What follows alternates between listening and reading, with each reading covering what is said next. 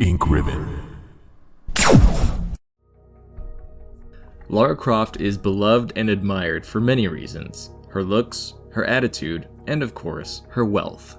Part of that wealth is real estate, and Lara is no stranger to swanky homes. Today I thought it would be fun to look at Croft Manor throughout the series and see what there is to know. From the best tutorial in gaming to shooting her butler, here are 50 facts about Croft Manor. Did you know that Lara Croft owns 3 estates?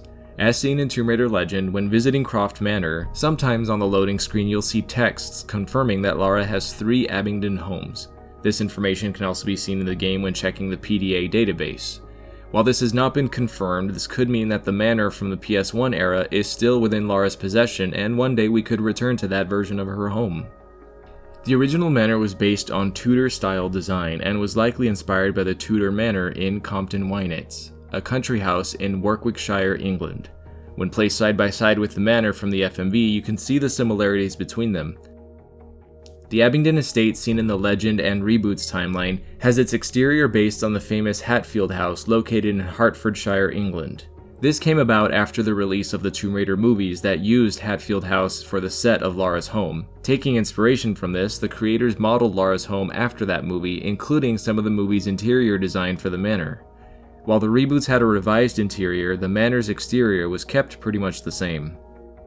Croft Manor in the games is located in Surrey, England.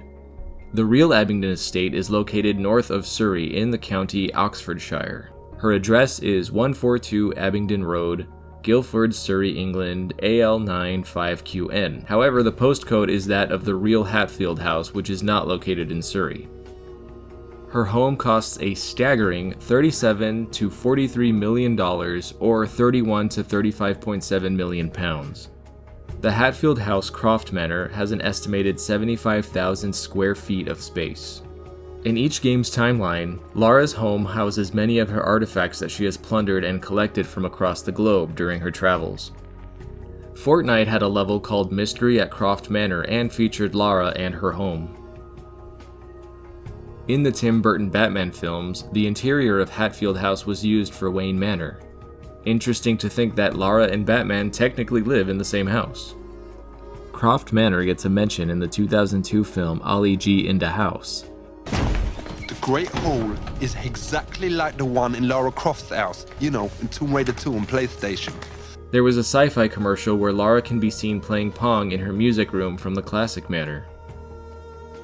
In both the Legend timeline and the Survivor trilogy, Croft Manor houses a family crypt with all her ancestors resting below her feet. In the 2018 reboot movie, Wilton House, located near Salisbury in Wiltshire, was used as the location of Croft Manor. Did you know that in Tomb Raider 1, Lara has the legendary Ark of the Covenant casually perched on the side of her front door? This was one of the many Easter eggs related to Indiana Jones. Croft Manor's inclusion into the games was a cleverly hidden tutorial level. It was a way for players to familiarize themselves with the controls.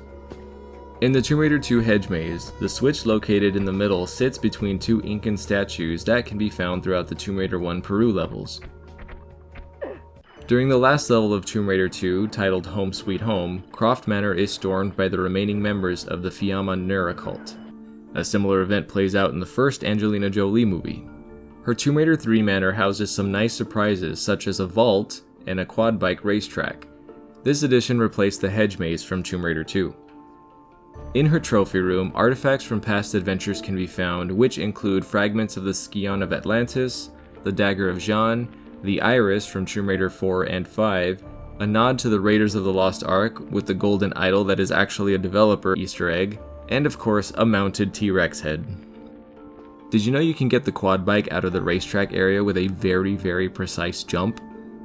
Once out, you can freely drive the quad bike around the grounds of Lady Croft's home. If you use the corner bug and glitch your way onto the roof, you can find an oddity in a texture tile. This glitchy looking red square is just the remnants of level animations, ensuring that all the animations within the level play correctly. The classic manor holds many secrets. In Tomb Raider 2, located in the basement, was a room filled with Lara Croft's fortune. While in Tomb Raider 3 this was replaced with a huge aquarium that housed the racetrack key. In a combination across the first 3 games, the classic manor has a total of 12 explorable rooms. Croft Manor is not only a trove of treasures, but also its own art gallery. The halls and corridors of the manor house notable artworks. These include, but are not limited to, Mares and Foals in River Landscape by George Stubbs, 1763, Quest for the Holy Grail by William Morris, 1895, Two Ladies of the Lake Family by Sir Peter Lely, 1660, and The Grand Canal Venice by Edouard Manet, 1874. Leading up to Underworld, a teaser trailer was dropped and fans watched in horror as we witnessed the destruction of Croft Manor played in reverse. The final shot panned out to show Lara holding a detonator right before she hits the trigger, destroying her home.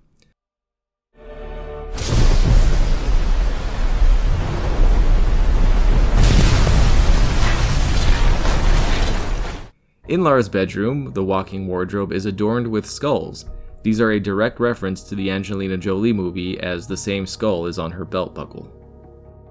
In the pool house in the Legend Manor, the fish and horse statues are a direct reference to the ones found in the garden of the classic manor in Tomb Raider 2 and 3 respectively. Some of the items found within the foyer of Legend are references to Lara's past adventures: Greece, Egypt, China, India, and Cambodia. In Anniversary, many books can be read throughout the manor, to which some reference future adventures like Tomb Raider 2's Dagger of Jean and the Maria Doria. One of the book references Charles Kane, one of Lara's friends featured in Tomb Raider Chronicles. In Tomb Raider Legend and Underworld, a secret corridor connects Lara's bedroom to the study. However, in Anniversary, this corridor is situated between the study and the gallery. There are some notable art pieces, including the Tapestry of La Vie Ségernal, Reading Lore Workshop by French School 1500, Tapestry of Charles of Orleans and his wife Marie de Cleves, unknown artist from around the 1400s, and Birth of Athena, 555 to 550 BC. A notable Easter egg in the Legend Manor is the portrait of Human Cain from the Legacy of Cain series, which is based on John Singer Sargent's work of Sir Frank Swettenham, 1904. An artifact found in the secret room of Croft Manor in the Blood Ties DLC is of a familiar jade dragon statue. When inspecting the artifact, Lara will mention how her father thought it to be linked to the Temple of Jean and how she might look into it one day, referencing the Tomb Raider 2 adventure.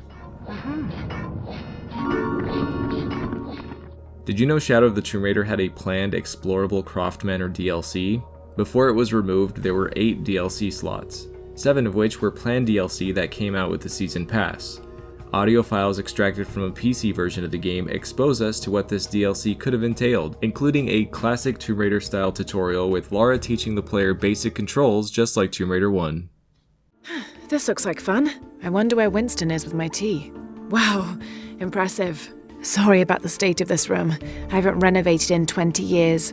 Ah yes, now I remember. The gate will rise once I've thrown a kettle ball into each of the openings. To make me jump, pick a direction and press the jump button. Many longtime fans remember the good old days of locking Winston in the freezer in Tomb Raider 2 and 3, but did you know that this act is now canon to the franchise?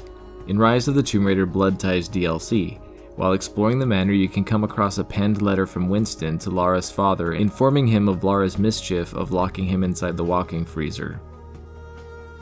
Again, within the Blood Ties DLC, by activating the gramophone, a very familiar score will play, Venice Violins, which is a throwback to Tomb Raider 2. This music is familiar. It's beautiful. In Shadow of the Tomb Raider, during Lara's flashback, off in the very far distance of the English countryside that surrounds her home can be found the temple ruins from the geothermal valley in Rise of the Tomb Raider. Both Rise and Shadow do a little callback to the famous T-Rex from the classic games. In Rise, a plushie of the T-Rex can be found in the library, and in Shadow, a T-Rex skeleton can be found in the manor's trophy room. Last Revelation was the first game in the franchise to not feature Lara's home in any capacity. Chronicles did feature Lara's home, but only in the main menu as a backdrop and in cutscenes, and is not playable. In Tomb Raider 3, you are able to shoot Winston, who uses his T-tray to shield himself. The Manor is one of the most popular level editor projects, and fans have turned Lara's home into all sorts of things, ranging from remakes to horror-themed and even Christmas levels. Croft Manor was added as free DLC to the game Power Wash Simulator, where you get to clean the entire mansion, inside and out. The area outside Lara's gate is actually an optical illusion. If you get outside the gate, you can see that it's modeled to look like a path, but it's just forced perspective. The manor in Tomb Raider 3 has some unused voice lines from Lara. We haven't finished tumbling just yet. I haven't finished the exercise yet. You already know how to get me out of here. I prefer to finish my exercises before taking a dip. Is that the fastest you can go? Who says women can't drive? In Shadow of the Tomb Raider, when you play as Lara as a child, you are able to get out of bounds. In the cancelled PSP game Tomb Raider Anniversary Edition, it's the first and only time we are treated to the classic manor in a more updated art style, very closely resembling the layout used in the first game, with updated graphics for the PSP. And that is it for this video. A huge thank you to my buddy Dale, who helped me find most of these facts, and for loving Tomb Raider as much as I do, as demonstrated by his first 3D Blender model seen here. You can find him on social media and the links in the description. If there are any other games you'd like to see 50 facts on, let me know in the comments, and until next time, I'm Kai Morgan, and as always, thanks for watching Ink Ribbon. And a very special thank you to all of my Patreon supporters and YouTube members. Your extra support means the world to me and helps me keep making content for you guys.